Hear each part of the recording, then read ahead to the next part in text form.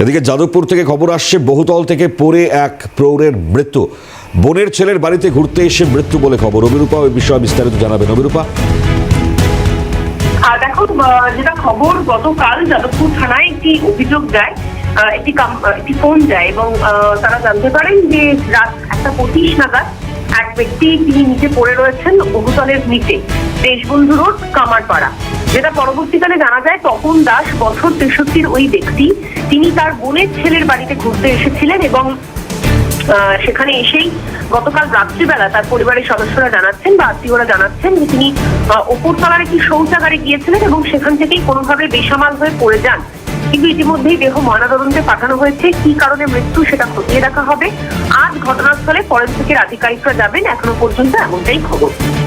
ধন্যবাদ অভিরূপা। কথা বলছিলাম আমাদের প্রতিনিধি অভিরূপা সাহার সঙ্গে।